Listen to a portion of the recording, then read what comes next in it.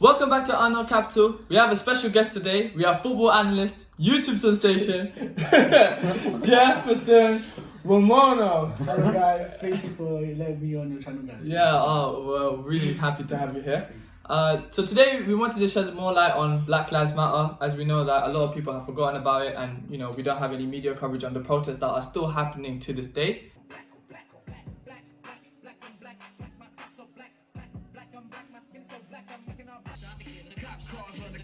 Doing they roundups, we just watch for the sweet.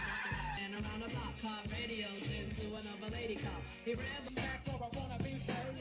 You see the words been good to me. Ever since Back it up, yeah. Back it up. So let's get right into the video.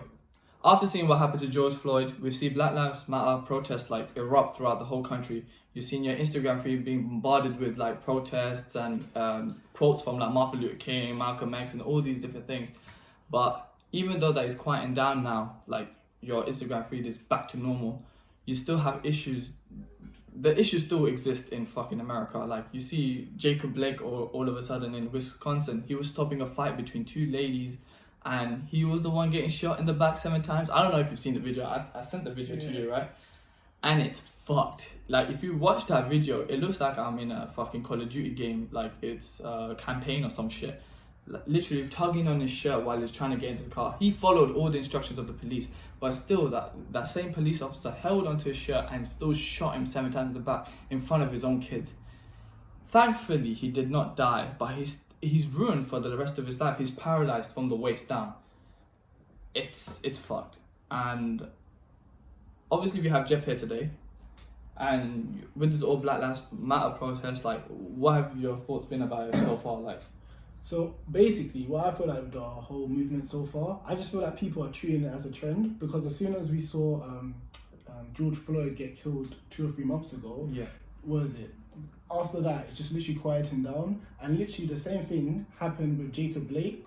Was it maybe just as bad what we saw, and we saw it visibly on our screens on social media, but I have not seen the same amount of energy, people posting it on their stories or Instagrams. And I won't lie, I've been a little bit guilty of that as well, but I just feel like people treat it as a game. Yes, social media is great, social media is great spreading influence and telling people what the wrongs are happening within the world, but people actually need to start keeping the same energy with all the victims and not just one, because it's a trend. We've seen famous celebrities post nice posts about George Floyd, he should not have died, stuff. But these are nice, kind gestures and remarks. We need actual action to prevent this from happening. Exactly. And I think even the NBA, for example, even though they did that short-term walkout and did those things, but I just don't think it was. Yeah, it may have brought a little bit of change, but it was too short to bring about real change. I think they should have not come back at all. I agree. Do you agree? Yeah, The playoffs and shit, they should have not come back at all. Thankfully, we have Kyrie sitting in the side and not coming back at all, but it's the same thing. So, yeah. I think the police should have learned what they did to George Floyd, but they clearly haven't learned anything. So when they killed George Floyd, all the police should have thought, okay, next time I stop a black man, I should be more cautious. But we saw in the Jacob Blake video where they weren't cautious at all. He followed every single instruction, and he still got shot 7 times in the back with his children in the back of the car. Just imagine being his child. Now his dad can't walk for life. He's paralyzed, and it's just crazy. But that's the thing, Vishwa. I don't feel like you said, the police should have learned their lesson. It's not necessarily about that. I feel like the police feel too comfortable within their job, knowing that their rights are going to protect them with their privilege. That even if they do a wrong, nothing's going to happen to them. As we saw with Zimmerman 5-6 years ago, when Trayvon Martin got killed in the streets, when the police officer told Zimmerman not to follow him, but he still followed him. We saw that he got protected, and in the courts of Florida, they allowed him to get away free. So this is the privileges, and this is the privileges that these police officers have, and that's why they'll never fear any consequences. That's why I'm saying actions need to take place. There needs to be more laws instituted which prevents police to use their brutality on black people like that.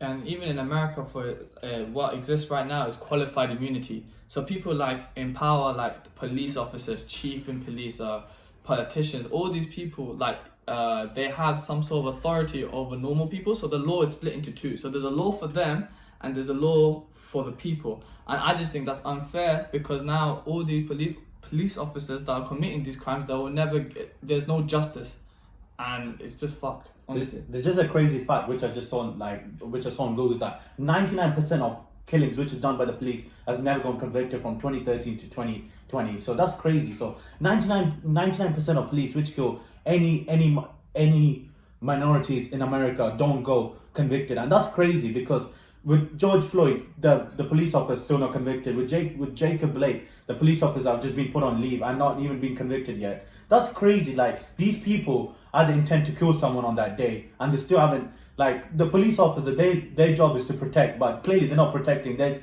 just committing all kinds of crime where they're killing poor black people with that. Most of them even unarmed, or most of them not even on allegations of things or search warrants, which shouldn't be allowed in the first place.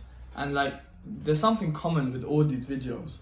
Like, every time there's a police officer surrounding a black person, you have the whole neighborhood screaming because they don't know what's gonna happen. They genuinely, like, they're genuinely fucking scared for that black person's life. Like, they already know what's about to happen. They know that someone's dying. That you see in the George Floyd video, you see people screaming at the back. With the Jacob Blake video, you see people screaming at the back. It's very common with all the videos that come out of black people being killed by police. You have the whole neighborhood around it, like, screaming, like, especially the women, and it's just so sad to see. Like, you shouldn't be saying that, especially from a police officer. Apparently, you're supposed to hold, like, people accountable when they've done actual crime, but this is just ridiculous, you know? Yeah, I agree, man. And I just feel like, I feel like celebrities, sports people, they need to start taking action. Like I said earlier, no more tokens of good gestures. We actually need change. Like, if people really thought about it, like we mentioned with the NBA boycotting, if they actually went through the whole thing and stopped going to NBA games, the owners would have been in big trouble in terms of the financial situation. Oh my God, yeah. And that's the thing. I don't feel like people necessarily care about racism. It's more about the financial money that they'll be missing out on if they don't actually start posting those the black screen, the black screen, the black Tuesday. Like, they know that's commercially that makes sense for them. They're going to keep face. People are gonna be like, okay, that means they're not racist. They're not going to be one of the crowds backing the racist people, backing the racist police officers shooting the innocent black people. That's the thing. We need to start doing more boycotts to actually get change. I hate when people say, oh, you shouldn't protest like that, because if you think about it, protests are supposed to make people uncomfortable, in the sense that when you feel uncomfortable, that's when you realize, oh wait, maybe they're standing for something. Maybe we should actually listen to what they're saying. If you're like, oh yeah, you can protest like this, and you protest in that manner, like peaceful marches or whatever, they'll be like, okay, they're protesting, but we're not going to listen. So you feel comfortable in the situation not to listen to them. Exactly.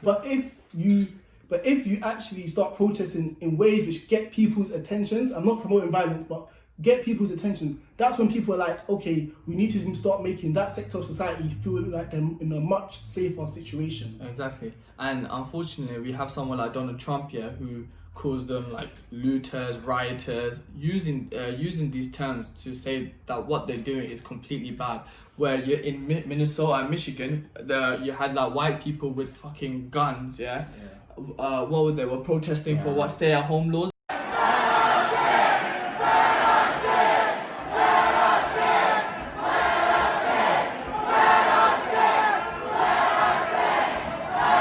Didn't want to stay at home. They wanted Corona, actually. They wanted to walk around freely and not be staying at home, not going through lockdown. They wanted to walk around freely and get Corona and spread it to everyone. Fuck's sake. No wonder USA are like suffering so much, because most of them did not abide by the stay-at-home laws. And they were armed and they were fucking waving guns at the police officers and everything. Imagine if a black person does that. They're getting shot dead easily. But the police officer did nothing.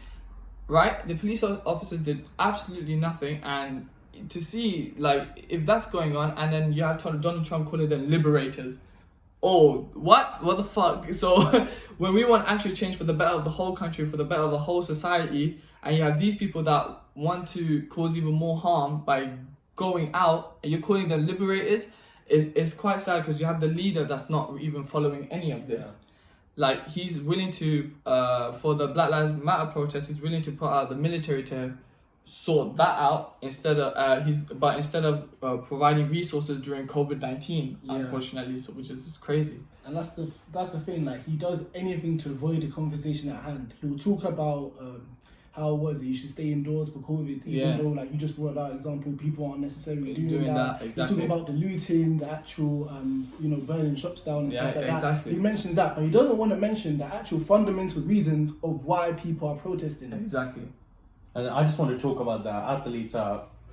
Most of the athletes are doing this Black Lives things because they know the brand is going to be booming. Like, you see it with a lot of athletes, like this bait, like they use words helpful to their brand. So they'll just pick and choose. But like, let's take the example of Colin Kaepernick. He's been doing it since like 2016, when Black Lives Matter wasn't at the stage it is right now, and he left his job in the NFL to make sure that he wanted to do something which was right. He got kicked out of the NFL because he wore socks which had art as saying that police are pigs, and then every game he kneeled in the national anthem, and everyone thought he was a traitor to the country. But he was the only person who was helping the Black Lives Matter since 2016, and yeah. But yeah, that's the thing. Like you said, man. Even if we take it away from Black Lives Matter, people were using that as brands. If you saw Arsenal, they're not backing Mesut Ozil for the Muslims dying in China. But then you'll see, was it Black Lives Matter? When the whole Black Lives Matter movement was popping on social media? That's when they do the Blackout Tuesday, the blank screen for Black Lives Matter. You know what I mean? So it's just like you pick and choose, knowing when it makes commercial sense to better your pockets of when to protest. Yeah, and they call themselves activists. I think someone like LeBron James, for example, with the Houston Rockets.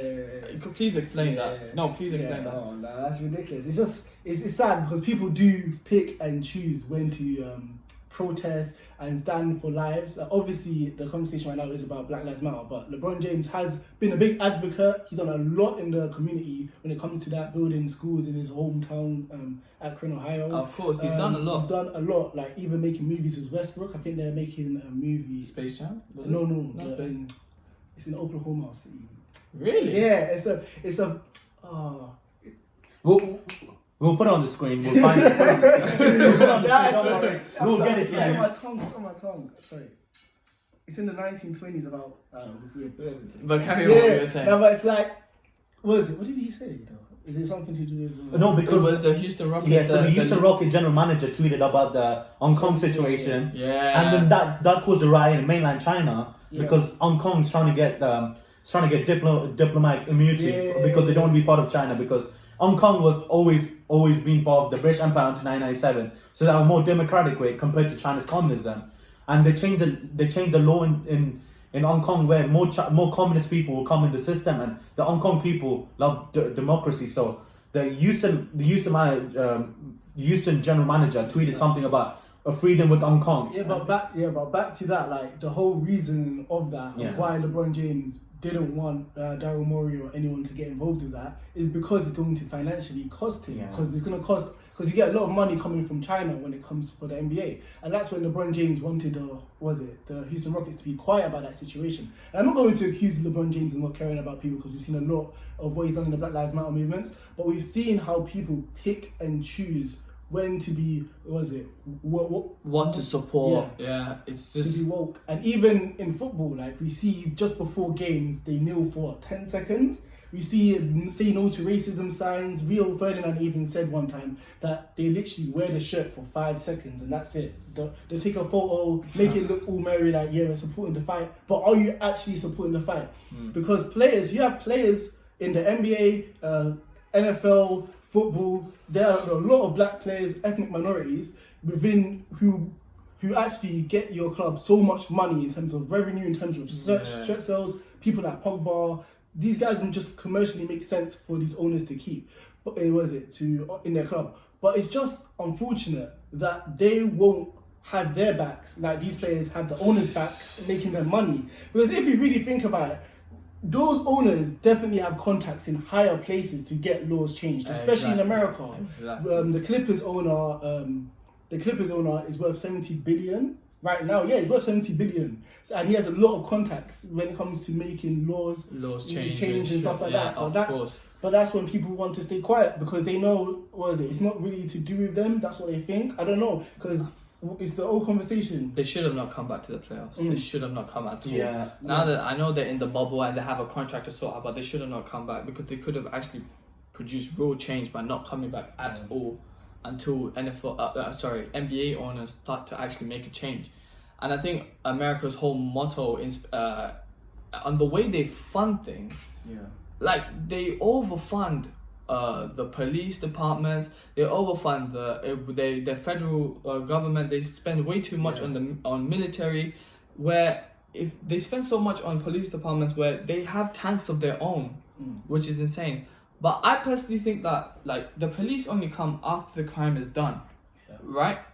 But the real way to stop crime is to actually put that money into social programs and put that back into the youth so they don't go astray, you know? Literally, wherever you live, whatever country you've grown up in, you're a product of your environment. That's the situation. Exactly. So you can't be blaming people for literally being like, oh, why didn't you go to school? You had the opportunity. But you have to think about it. If you're surrounded by bad influences, you're going to be a bad person yourself. If you're surrounded by 5 people who are going to be successful, you're going to be successful yourself. So it's literally about the environment you're born in. And if your city or your state don't have the funding or they don't have youth clubs to distract you from doing bad things outside of school or stuff like that, then you're going to be necessarily a bad person in the eyes of the law. Exactly. So how do you expect these people to benefit in life? Exactly. And like even with like in America, especially unfortunately for black people, since the 1900s, since slavery was abolished, there were racial covenants put in place. So like black people were not able to like own their own apartment. The Jim Crow laws. They weren't able to own their own flats or anything they weren't able to own anything. So it pushed these black people into smaller parts in making their own neighborhoods. But then there was no flow of resources to those places, but they were mainly put into predominantly white areas instead of these black people, instead of these black neighborhoods, and that just carried on for generations and generations, and that's why they're suffering to this day. Exactly. And it's like it's so easy for them because police officers in Michigan will be like, actually, I want to go into that black neighborhood and let's see if we can actually, because they get, I think they get bonuses and stuff for like getting an extra arrest. They know exactly, like racism is institutionalized, like you said, because they know if you go to a black neighborhood, they're likely not to be able to afford a lawyer, so it's going to be easy for them to be evicted or prosecuted and go to jail. Whereas if you go to a white neighborhood, they're going to have a lot of money considering the environment they're born in, and they know that commercially it makes no sense for them to arrest these people. And because of racial covenants, it's just made it a lot easier. The separation between black and white, it just made it a lot easier for police officers. Just go to a black neighborhood and make that arrest, just so that they can rave about it when they go back to the police station or whatever. And it's just sad it's really, really fucking fucked up in America. And Britain is not any better. It's not perfect, we fucking say America's this and that, but Britain, because of British propaganda, we are actually brainwashed. Winston Churchill, for example. I had no clue. Back in school, I thought he was a hero. Bro. Yeah, the way they... I thought he was a hero. I genuinely thought... The way they made him seem like, when I studied him in school, like he was some wartime hero, man. He done everything. Oh my God. I did not know what was happening in Kenya. I did not know, the Bengal famine in fucking India in 1943. What the fuck? He was killing people. He used colonialism as a way to kill people in this country, kill indigenous people that were from these countries. But I thought he was an actual hero. If you think about it, he's really the statesman for racism within the UK culture, in the sense that he didn't like Africans. He referred to Indians as rabbits. I don't know. Yeah, rabbits or something like that. But you have the Prime Minister Boris Johnson looking up to someone like that. He calls him a wartime hero, his favorite Prime Minister of all time. That's what our leader is looking up to. He wants to ignore the comments, the phrases he referred to as ethnic minorities as animals, but he wants just to focus on his hero for doing stuff which he wants to completely ignore in countries like Kenya, India, etc. And it's because colonialism at the time was okay, and because it benefited Britain in a way, it's all justified. And that's what's really fun. And I didn't learn anything. I didn't learn anything about this in school. It's hidden really well. Oh, yeah. I genuinely thought that he was a wartime hero. We don't talk about Mark Duggan anymore in 2011. We don't talk about anything like that. And it's fucked. Thanks for watching, guys. Please like and subscribe. We'll put a Black Lives Matter charity in the description. Thanks, Jefferson, for coming on the channel. Have to do some charity work for the kids, innit, man? You know what I mean? Get him to 400 subscribers. Get us to 100 subscribers. Don't get him to 400 subscribers. No, come on, This guy guys. thinks he's fucking Beyonce now. They're saying it, man. I'm not saying anything. Alright. He's a YouTube sensation, so to get him to 400 subscribers. Thanks for watching, guys. Peace.